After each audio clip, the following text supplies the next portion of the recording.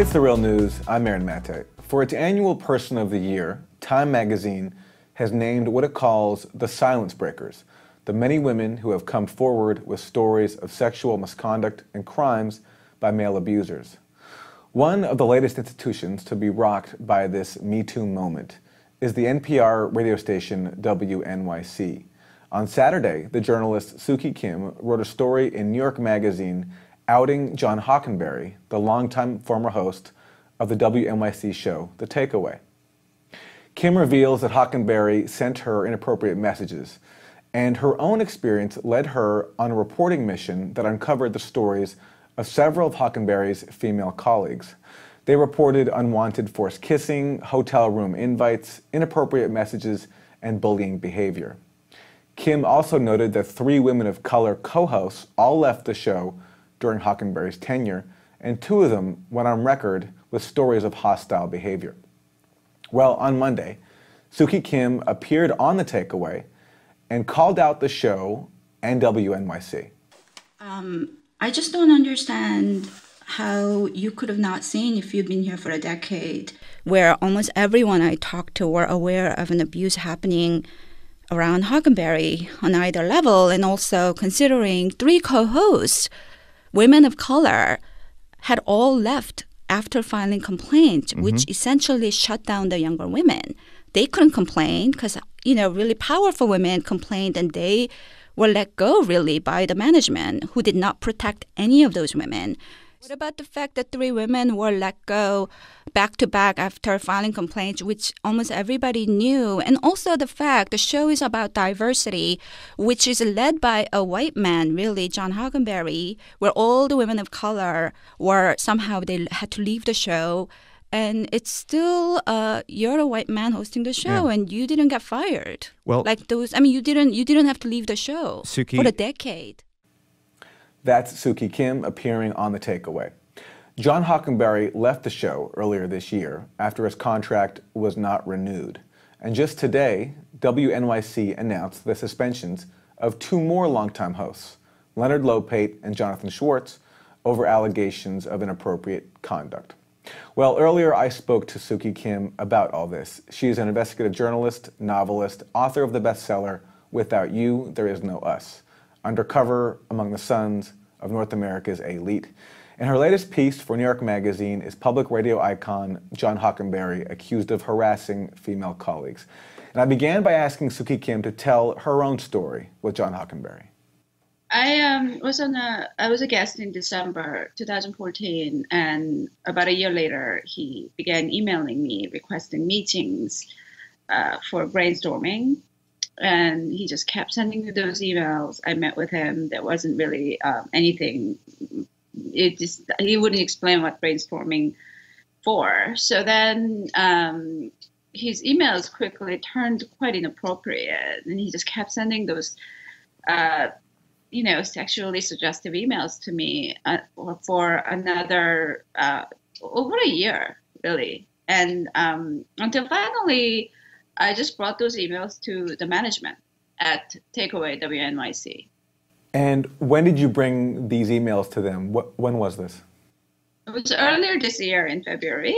The reason I did that was because I, was at the same time just getting asked to comment on my topic, which is North Korea, by the producers of his show separately. And I couldn't go on the show because if the host is sending me these really inappropriate emails, how can I go on those shows to talk about my work? And so it was really disrupting my work, which is what sexual harassment really is. I couldn't do my job, basically. And then, of course, I began to then wonder, what is going on in that office? Because I have been on different shows at WNYC and his show several times, and it's all a lot of young women, under 40, and having seen so many young women there, working daily with him, I did question, and I began investigation to see what had gone on there. It's been a decade-long show, and of course, through my investigation, it became pretty apparent that harassment was happening on all levels. Yeah, you uncover a lot. People speak of being invited to hotel rooms, a lot of sexually suggestive comments, quips about people's weight, forced kissing. Can you summarize for us briefly what stood out to you in what you found from the women you spoke to? The abuse is actually on two levels. So if you talk to younger women who were both generally sort of low-level, mid-level producers or freelancers or interns, they were getting sexually suggestive comments, lots of late-night chit-chats, and there's like a, forceful kissing. But then like older women, and there are not that many powerful women. It's a one-man show. There's really nobody else powerful on that show. But once upon a time there was. Takeaway was founded in 2008 on a funding actually to promote diversity. And that diversity, it's a lot of it is about gender and racial diversity. And so that show hired co-hosts, female, women of color. From 2008 to 2012, 3 different women of color co-hosts had come on, and each one complained again at the management about Huckleberry, and each one then their contracts were not renewed, or they had to leave the show. So that level, what they went through, and I did talk to those women, and they, he was sort of yelling at them in public, and impossible for them to do their work, and just sort of on-air bullying happened a lot, which even I think the listeners started noticing.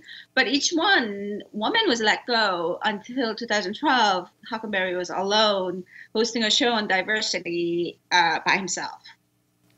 Right, and that was such a striking moment in that clip we played before when you appeared on The Takeaway this week, and you called out The Takeaway for being a show, claiming to be a show about diversity that has driven out its 3 female of color co-hosts, and on top of having a white longtime co-host in John Hockenberry, you also noted, as we heard, that his replacement, Todd Zwillich, is also a white man. And also, Todd Zwillich has been a fill-in host for a decade. So he'd been around, and, he lost it. The other women didn't last. Mm-hmm. So I think it's pretty apparent why he was able to stay, and he also then became a replacement host. So when I talk about harassment, it's actually on, basically harassment is at a job place is basically someone bothering you so you can't work, right? But when that person is your superior, it could either happen sexually or it happens professionally. So there's a racial component, clearly. So it's actually a work environment where women just were not allowed to work. Let me put you the response today from Laura Walker, the CEO of WNYC. She spoke on the record today for the first time about this on her own radio station, speaking to WNYC's Brian Lehrer. This is what she said. In the case of temporary co-host Farai Shadea, she says she spoke to you after Hockenberry said she shouldn't want to stay as a diversity hire, quote unquote, and told her to go lose weight. If you confirmed he said those things, why wasn't that a firing offense, and what action was taken? Again, I can't comment on what action was taken, but it was taken seriously, and we did take some action. Look, every day for the last several weeks, I have asked myself whether we took enough action and whether we should really look at our protocols. I apologize to Farai, to Kristen, to the women who came forward. I have a huge amount of admiration and respect for these women for coming forward at this time. And I apologize that our protocols were not there and our policies were not there. So that's Laura Walker, the CEO of WNYC. Suki Kim, your thoughts on what she says here? Completely dishonest.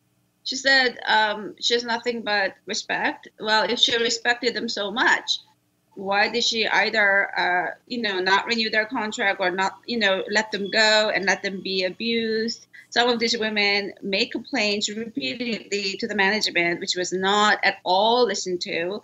The management did not protect any women. They only protected Hockenberry. So for her to turn around now saying that she has respect for these women, clearly not. So I think the lying of the management is just continuing. Do you have any hope that things are going to change, both at WNYC and in the broader media culture that's been exposed so starkly in just the past few months? I don't know. I mean, this is a very strange time, but at least we can talk about these things. And there are some accountability we're seeing, but how much is it still enabled? Is it just for this moment only? Are people, human beings, just so horrible? So they'll only try to fix something once they are fearful of getting caught. I mean, that's sort of what's happening with WNYC. It's a public radio. It's about trust of people. And yet, it's only when New York Magazine runs an article, suddenly they're frantically trying to fix something that's been going on for a decade, where women are constantly being sacrificed, being derailed, being pushed out of their jobs, being violated sexually. We'll leave it there. Sookie Kim, investigative journalist, novelist, author of the bestseller Without You, There Is No Us, Undercover Among the Sons of North Korea's Elite. Her latest piece for New York Magazine is called Public Radio Icon John Hockenberry Accused of Harassing Female Colleagues. And that's the piece that has set off this Me Too moment at WNYC, leading to all this accountability that we're seeing now. So Sookie, we commend you for your reporting, and thank you for joining us. Thank you. This is Tharna Noor, and you're listening to the Real News Daily Podcast. For all of our audio coverage, go to soundcloud.com/The Real News Network.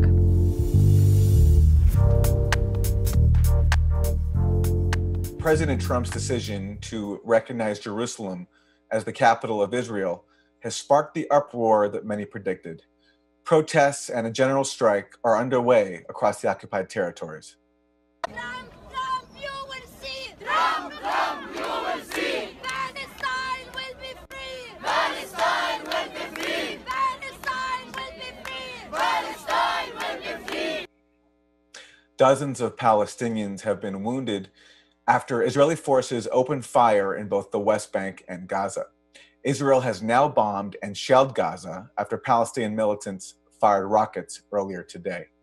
Joining me from Ramallah is Dr. Mustafa Barghouti, leader of the Palestinian National Initiative. Dr. Barghouti, welcome. What is happening in the occupied territories today? What happened is that we had demonstrations all over the occupied territories in protest to this reckless decision of President Trump, which made himself and his administration participant in a war crime, in my opinion, participant in violating international law, because by recognizing Jerusalem as a capital of Israel, he was accepting the annexation of an occupied territory. And of course, he has shown not only complete bias to Israel, but he has eliminated any future role of his administration in any so-called peace process. Actually, he has just aborted the same initiative he's been talking about before it was born. But the most important thing is that we had demonstrations all over, unprecedented demonstrations all over the occupied territories, and there will be tomorrow probably much larger demonstrations.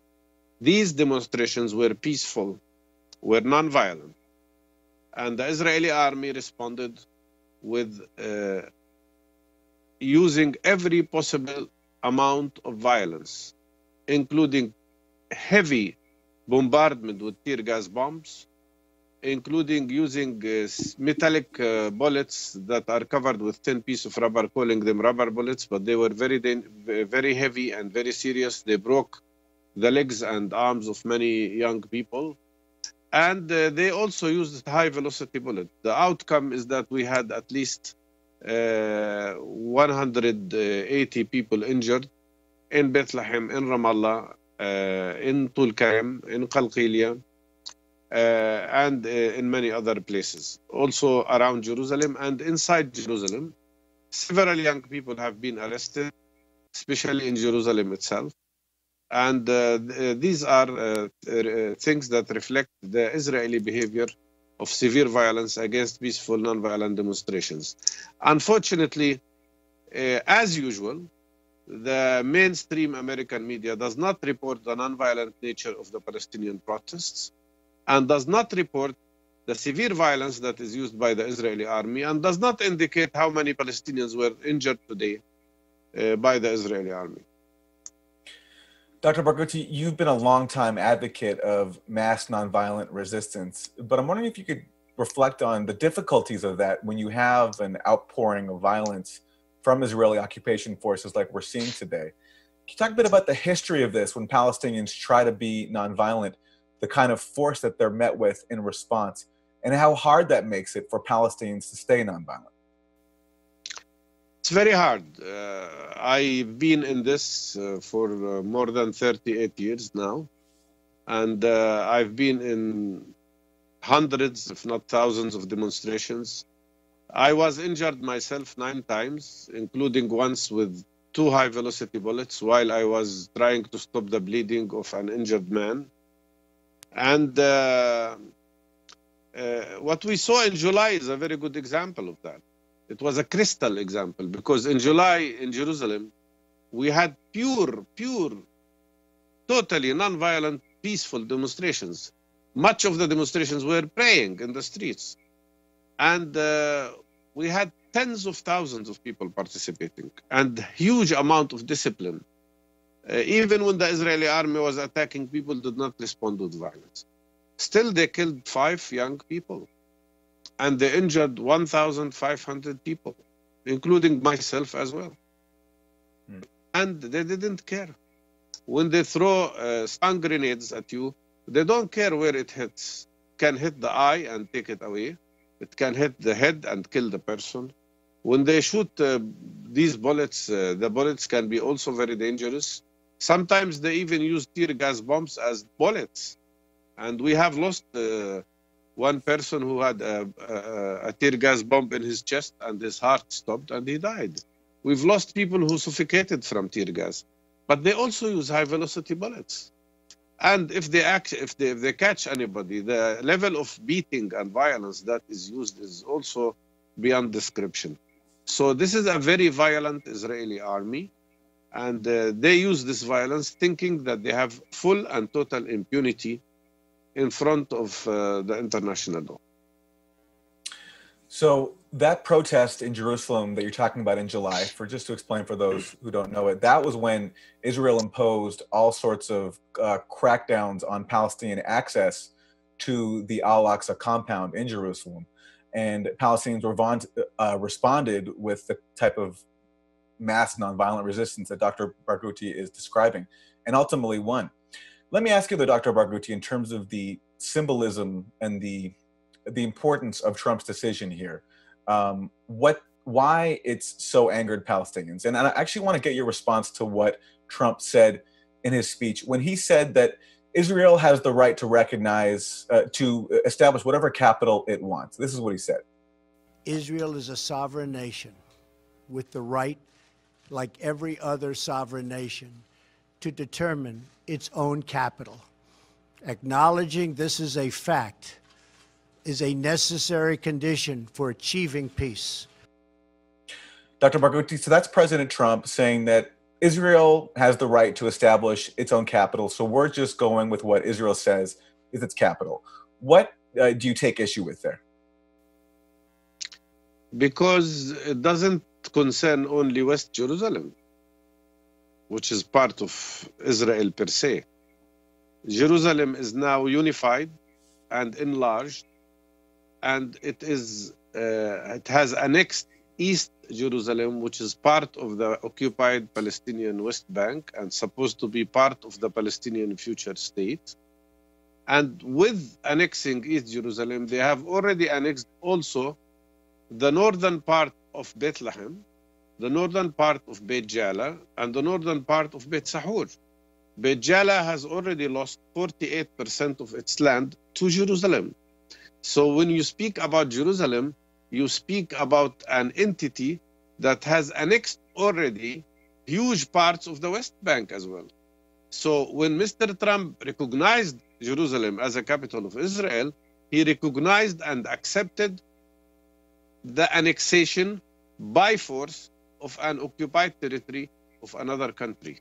And that is considered by law a war crime. That is considered a violation. The International Court of Justice, which is the highest court in the world, indicated that annexing East Jerusalem is illegal and should be reversed, and that settlement building inside East Jerusalem is illegal and should be reversed. That's why the issue here is not about a sovereign Israeli decision. It's about Israel taking away our Jerusalem and making it part of Israeli Jerusalem and making it a capital of Israel as well, which means preventing us as Palestinians from having the right to our own territory and to our own state in the long run. That's one thing. But there is another thing. Even in West Jerusalem itself, there are 10,000 Palestinian families who used to live in West Jerusalem, who were displaced, ethnically cleansed in 1948. Many of these families live now in the States. Many live in Britain. They are refugees that are not allowed to come back to their homes, which were confiscated by Israel and given to Jewish population. So practically, you are talking about a city where apartheid is practiced in a much worse form than what prevailed in South Africa. I heard him also say, all I am doing is recognizing the existing reality. Well, let me ask a question. If would recognition of German occupation of Poland in Second World War make that occupation legitimate? Is it acceptable? Mm-hmm. Is it acceptable to legitimize the occupation of one country of another country and then say just because it's a reality I am recognizing it? That makes no sense.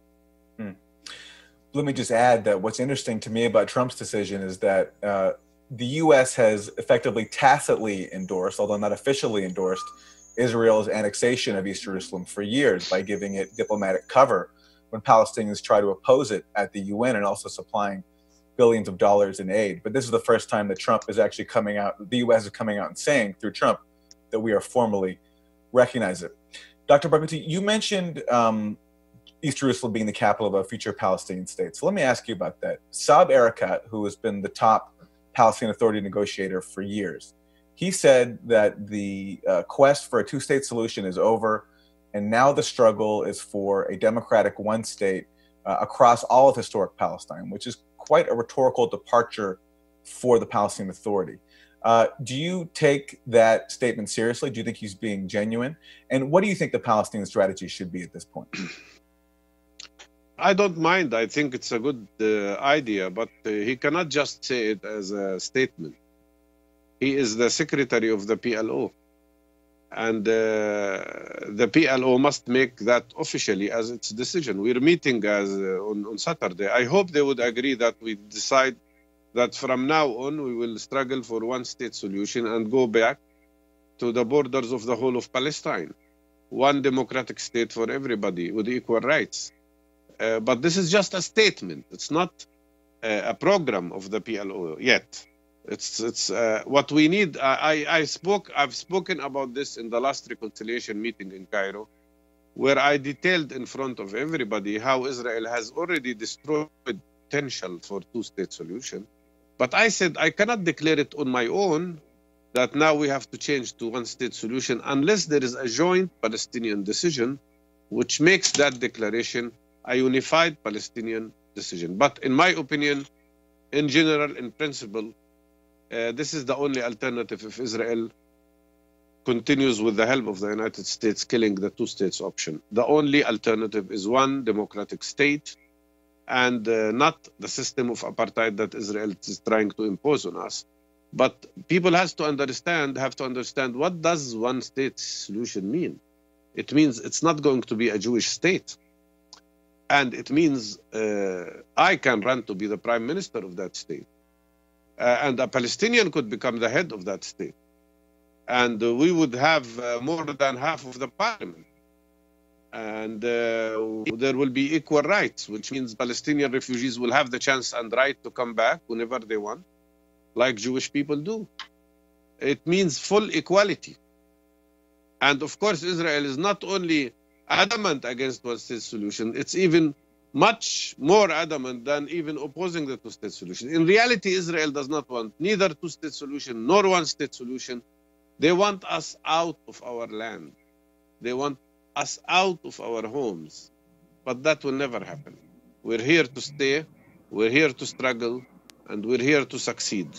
And one day, we will get our freedom. Dr. Mustafa Barghouti, leader of the Palestinian National Initiative, thank you. Thank you so much.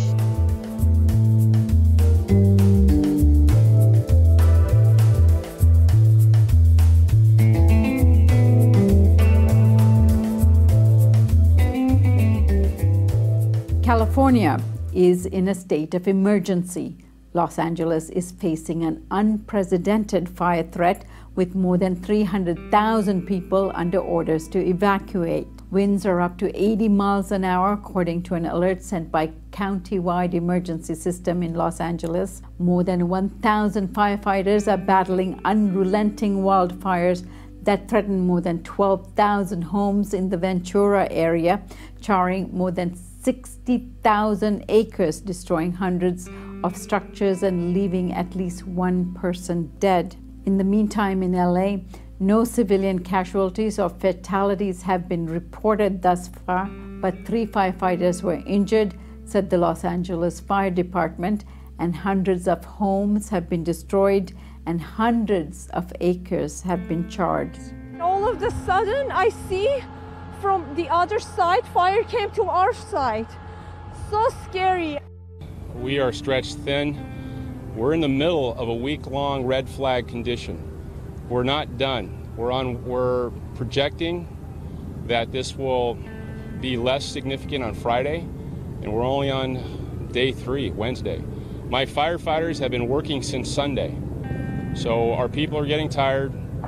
We are relying on outside resources and agencies to assist us as we continue this effort. Hot, dry Santana winds blowing from Mojave Desert up to 70 miles per hour are fueling the fires. And although the story of thousands fleeing their homes and images of what is called Thomas Fire are casting a glow across the sky and occupying front pages of newspapers, there is little attention in the media linking these extreme weather catastrophes to the effects of human-induced climate change. The Real News recently spoke with leading experts during California's worst wildfire season on record. As temperature has increased due to anthropogenic or human-caused climate change, the area burned by wildfire in the western U.S. has increased, and that's because spring snowmelt is happening earlier, so there's a longer fire season. At the same time as temperature has increased, that is increasing the amount of atmospheric water demand. So basically the movement of water from vegetation in the ecosystem to the atmosphere, which dries out that vegetation and makes it more combustible. And so those are 2 climatic factors that are influencing the area burned. California has been experiencing unseasonably high temperatures this autumn and winter. Several heat records were smashed across the state in November with temperatures close to 100 degrees Fahrenheit, according to the National Weather Service. But it turns out it's not only climate change causing all of this, but also forest mismanagement that has contributed to California's longer fire season. The growing number of destructive fires are increasing the land mass it consumes. If you think about it, historically, or prehistorically, I should say, these might have been really open canopy forests where the fire very often would be down at the surface, burning grass, scrub, and or things like that, and not as much in the canopy of the forest because of the spacing between the trees. And fire suppression allowed those forests to grow much more densely in California, Sierra Nevadas, in Southwest, and some other parts of the West. And that has actually made it more vulnerable to climate change because as you warm those forests up and evaporate moisture every year, you're you're creating sort of competition for moisture between the individual trees, and the drought effects are more severe on them.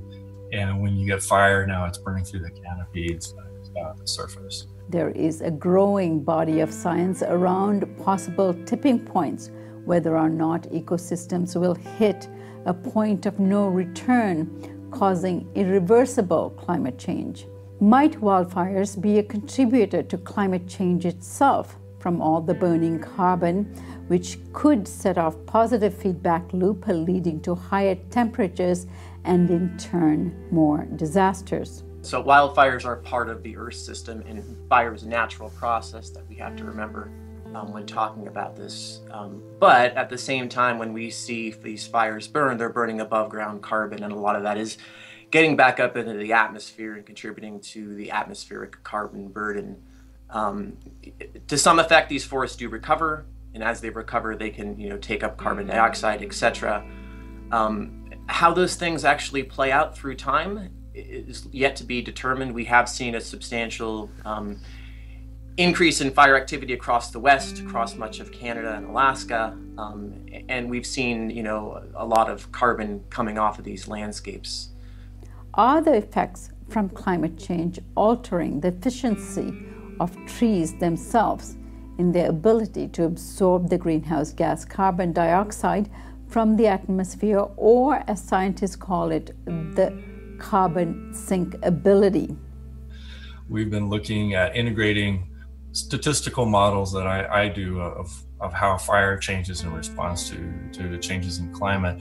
The interesting thing that we saw is that as you warm things up and you increase the frequency of large fires in the Sierra Nevada, you get shifts over time where more and more of the forest becomes a source of carbon, a net source of carbon to the atmosphere instead of a net sink. So in recent past, these forests have been a net sink. They've been growing faster than they've been, and taking up carbon faster than they've been releasing it. But as you warm things up and increase the pace of fire, they start shifting. So some parts get deforested, and other parts are just younger forests, and they don't get a chance to replace the lost carbon before they are affected by disturbance again. From California forests to a melting Arctic, there is a clear scientific consensus that we are living in a world warming due to human-caused climate change, with effects playing out everywhere. A recent study led by scientists at Lawrence Livermore National Laboratory titled "Future Loss of Arctic Sea Ice Cover Could Drive Substantial Decrease in California's Rainfall." It identified a dangerous new trend in weather, with a new link between Arctic sea ice loss and lack of precipitation resulting in significant drying over California, which from 2012 to 2016 experienced one of the worst droughts since record-keeping began. They conclude that sea ice loss of this magnitude expected in the next decade could substantially impact California's precipitation, thus highlighting another mechanism by which human-caused climate change could exacerbate further California droughts, and one can extrapolate that this will lead to more wildfires. So far this year, the last number I saw is we've spent $2.3 billion on fire suppression in the U.S. this year alone. That's a substantial sum. It's likely to go up with continued climate change. And so functionally what we need to do from a forest perspective is get out in front of this and start investing in managing our forests to restore surface fire in these lower elevation forest ecosystems, and get that natural process back in place so that these systems are a little more resilient to the climate change that's ongoing. As we move forward, we're going to see more years like this, where we have really dry fuels out there. We're not going to see a decline in population, so we're going to see just as many ignitions in the landscape, and so we're just increasing the opportunity for these fires to occur, and more people living in the wild and urban interface. That's just setting up a recipe for these sort of catastrophes and disasters. And the longer we wait to do something to mitigate climate change, the bigger this burden is going to be. This is our year-end 2017 fundraising season here at the Real News Network. Do donate to our Climate Crisis Bureau.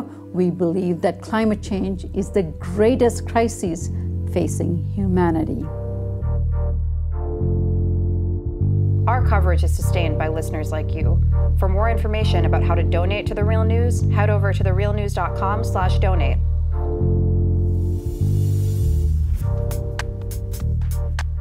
This is Taya Graham reporting for the Real News Network in Baltimore City, Maryland. Another round of school closures raises the question, what is the future of public education in Baltimore? Hands off our schools now! Hands off our schools now! The concerns outside Baltimore school headquarters were familiar. Students and parents protesting a proposal that would shutter another 7 schools. Now, this is the second merge I've been in, and it's the same thing. And we, like she said, we need the community. They need to come to the community and see what the community has to say. Among them, William Pinderhughes, Coldstream Park Elementary, Friendship Academy of Engineering and Technology, and the Knowledge and Success Academy. The closures are part of a plan to revitalize Baltimore's aging school buildings. A state study called the Jacobs Report found some 85% of the city's schools are in poor or very poor shape. The school system's 21st Century Plan of 2010 aimed to renovate or close some 24 schools. A move school officials say is the result of a decline in the city's student population and a disproportionate number of the schools with low enrollment that were driving up costs. We have by far the most number of schools with 350 or less students across the state. When you look at Baltimore City, I think we're at 183 programs. Somewhere around 15 to 20% of those programs are small schools with 350 or less students. Other jurisdictions don't have that challenge. But for parents and students who attended, there was a different story. Baltimore City Public School System's answer is to close, scuttle the data, and disrupt the student body. Unfortunately, it is more the same from a system itself that is overwhelmed, underperformed, and in need of change. For students, the intimacy of smaller classes was a benefit. I love the school that I attend, and this is why. I'm in foster care, and the staff helped me get a winter coat, and they gave me food. Being a foster child is hard because I don't feel like a normal kid. Here at Independence, they make me feel welcome and also normal. Another reason why I love my school would be because it's not a large environment. And the relationships they had built with teachers and classmates, invaluable. When I first came to Independence, I felt very welcome with its small size. I'm the type of student where as though I need my one-on-one help. So if Independence gets shut down, I don't know what people like me would do with the one-on-one help. And for the parents, there were questions. Why is Sandtown Winchester, the neighborhood where Freddie Gray was arrested, being targeted a second time in nearly a decade for a school closure? Our community need more help, not stuff taken away from us, stuff put into our community. That's why it's so much violence. That's why it's so many fighting and different crime things. That's why in our community it's a crime rate, because nobody shows that they care. And why isn't the community being included in the process? The first thing they did after that uprising was to remodel Western District Police Station. That to us is an insult, particularly the way that Freddie Gray died. And then the second thing they want to do is now to propose a school closing of William Pinderhughes, and we find that to be unacceptable. We find it to be a part of the culture of divestment that proliferates this city and urban communities, as opposed to it not happening in Roland Park, Guilford, and Mount Winings, and in the more affluent neighborhoods. But we're going to show the entire city that poor and working class people can fight back. At a school board meeting, school officials had little to say. Towson University education professor Jessica Schiller says the analysis that low enrollment schools need to be closed doesn't consider the positive impacts of educational institutions. Now, the city is also citing the fact that the schools are under-enrolled, the ones that they're closing, And these are small schools, and we know, and I personally have done a lot of research over the years on small schools in particular, and small schools really benefit low-income kids the most because of the personal relationships they're able to create between teacher and student. That has a tremendous effect on their learning and their academic achievement. And in terms of cost, so the city has said small schools cost a lot of money, and they do cost more money. What they also do, though, in the end, is graduate more students. So the cost actually is outweighed by the gains that students make later on in terms of graduation. They don't have to remediate as much. They don't have to deal with students dropping out and explaining that on their roles, and setting up alternative programs for students that can't make it through. So in the end, it's actually not saving them a whole lot of money. Or the effect of forcing students to change schools, particularly in areas afflicted with entrenched poverty and violence. We asked for comment, and they gave us this written statement. For now, school board officials say the final vote on the closures will be held December 19th. Until then, parents and students say they will make their case, that closing a school is more than a numbers game, a decision that strikes at the heart of an already vulnerable community. You shouldn't be trying to close down schools. To us, that's a contradiction. We are going to lead this discussion in relationship to our communities, and no outsiders will do that but us. This is Taya Graham and Stephen Janis reporting for the Real News Network in Baltimore City, Maryland.